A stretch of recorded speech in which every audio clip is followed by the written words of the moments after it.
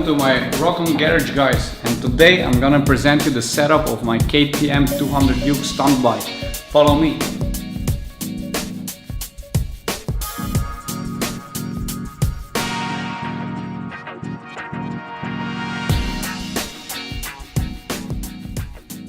For the good atmosphere on the live shows, I work with DJ Akrapovic, stainless steel slip-on exhaust, and I like it because already, as mentioned, good sound, and the most important feature for me is that it's pretty lightweight in comparison with the standard version, and yeah, it just looks sick.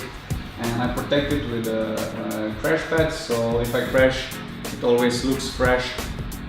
And I don't need to change it every week, new slip-on exhaust. For the rear shock suspension, we changed the standard version with a VWP prototype shock. The reason is that because I need a little bit better rebound, and it needs to be much stiffer than the standard one. So we changed a little bit and made it a little bit better. And then also one of the most important parts to protect your bike is the so-called crash cage.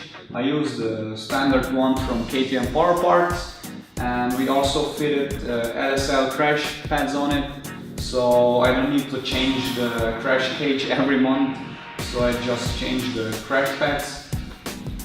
To round my freestyle bike up, I wanted to add a little bit of my style to it, so we added all the ingredients that represent Rock Bagoraj, which is Rock-On logos, all the sponsor logos. Just basically do a really cool sticker kit for the 200 Duke, and yeah, it's one of my favorite liveries that I rode on my small Dukes ever. To control my tricks, I use a double brake system. For my handbrake, I use a Brembo caliper with 4 pistons in it, with Magura pump, and for my foot brake setup I use Vibra standard caliper, and everything is mounted on MG Bike Tech brake spacer with plug and play system, pretty simple to mount, and that's my brake setup. So one of the most common questions is which tire do I use on my stunt bike, and I prefer the Mitas Sport Force tire. It gives me a really good grip in all the conditions: wet, dry, hot, cold. And what is really important for a stunt rider is that the tire gives you a really good grip when it's overheated. It means when you are drifting a lot, the tire gets really hot. It needs to give you then a really constant grip.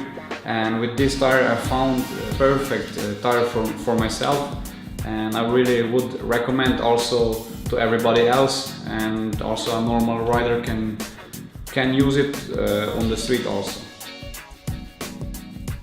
I use the Rock-On steel subcage, power coated in black oil for sure. Pretty simple design, really lightweight, and for me what is the most important is the foot position.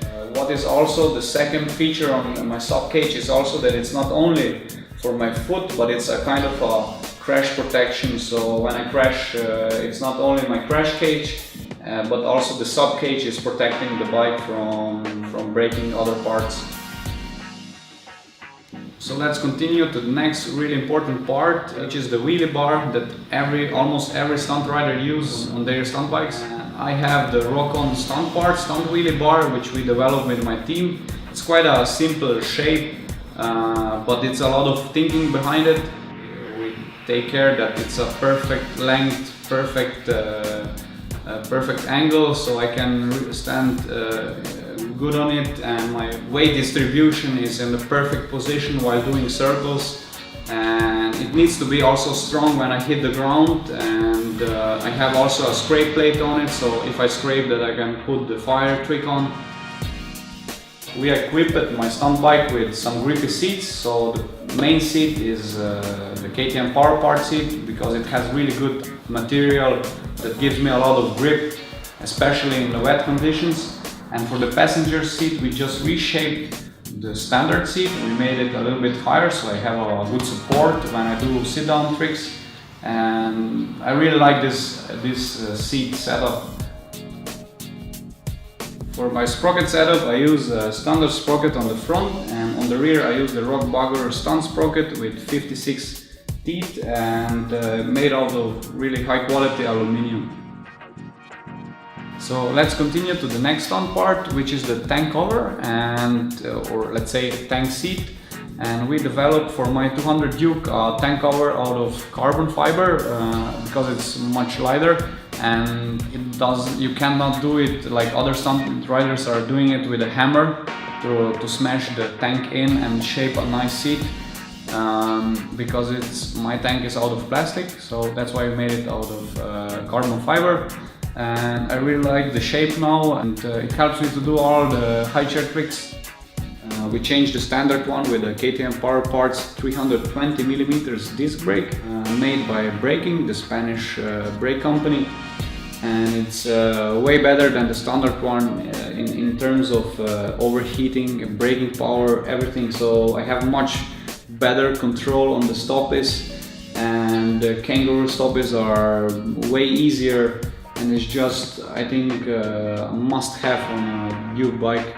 On the front rim I mounted the Mita Sport Force tire, and the same as on the back, size 110/70/17, the standard size, and I really like it for my stoppie game. All my freestyle bikes I use the front Rock-On Freestyle packs, and I use it for two reasons. First one is to protect my brake setup while crashing, and then the second one is so I can do all the flatland BMX style of tricks. So let's continue to my cockpit, where I give all the commands to my Duke, and I use KTM Power Parts motocross grips. Then I prefer the Magura 13mm brake pump. For me personally, the best combination with a Brembo caliper in the back. Then I use this side up clutch easy pull lever from a company out of Russia. Then I have a second throttle control also from Magura, so I can fix the throttle and do all the no hand tricks and so on. And then I use for my handlebar, I use CPX Magura handlebar. I like it because it's more flat, it's not so high, and it's wide enough for all the tricks that I want to do, especially when I jump over with the legs and so on. And then the front brake is a standard one from the Duke, the Vibre brake, and that's pretty much it about my handlebar setup. I hope you liked the presentation of my KTM 200 Duke stunt bike, and if you have some more questions about the setup or some parts, let me know in comments below. And if you want to build a Duke on your own with the same parts as mine, you can find them in our online shop here.